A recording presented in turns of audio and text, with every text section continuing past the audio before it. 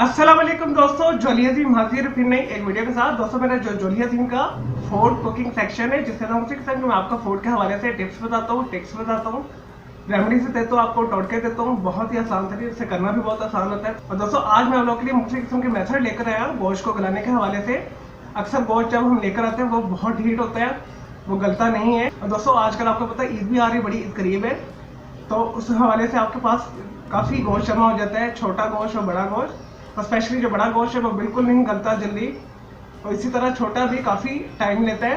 तो इसके लिए मैं आज आपको बहुत ही आसान तरीके टिप्स बताऊंगा। और दोस्तों जब भी आपके पास कुर्बानी का स्पेशली गोश्त आए या कोई सा भी गोश्त आए, तो सबसे पहले आप अच्छे तरीके से उसे नीम गर्म पानी के साथ धो लें।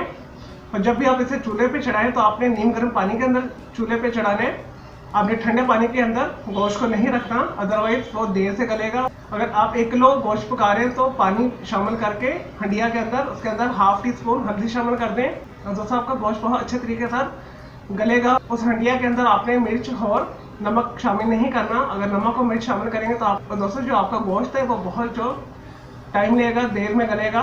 और दोस्तों आपने जब हल्दी वाले पानी के अंदर इसे गोश्त को गलाना है तो आपका गोश्त बहुत जल्दी के साथ गल जाएगा। और दोस्तों इसके अलावा आप कचरी पाउडर भी यूज कर सकते हैं गोश्त को गलाने के लिए। कचरी पाउडर जो है मीट टेंडराइजर है। इसी तरह आप कच्चा पपीता भी इस्तेमाल कर सकते हैं। सफेद सिरका भी आप गोश्त के अंदर इस्तेमाल कर सकते हैं। और दोस्तों सफेद सिरके के साथ भी गोश्त बहुत अच्छे तरीके से गलता है। इसी तरह आप बेकिंग पाउडर भी यूज कर सकते हैं, मीठा सोडा भी यूज कर सकते हैं। और दोस्तों कई दफा ऐसा होता है कि गोश्त जैसे मर्जी कर लें गलता नहीं है। उसकी जो मेन रीजन होती है, तो आप अच्छे कसाई से गोश्त खरीदें या अच्छे कसाई से गोश्त बनवाएं। और अक्सर जो है गोश्त की कटिंग की वजह से भी गोश्त जल्दी नहीं गलता।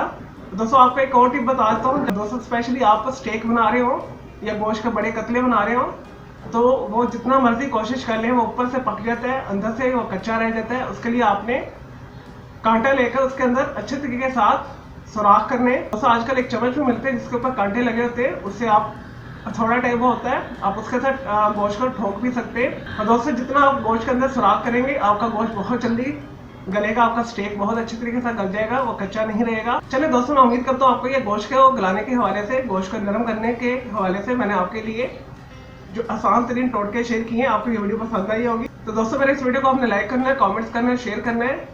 अगर मजीद कोई कंफ्यूजन है या किसी भी किस्म का कोई सवाल है तो आप कमेंट के अंदर क्वेरी कीजिएगा, तो मैं आपको उसका जरूर रिप्लाई करूंगा। मैं आपके लिए वीडियो भी बना दूंगा अलग से।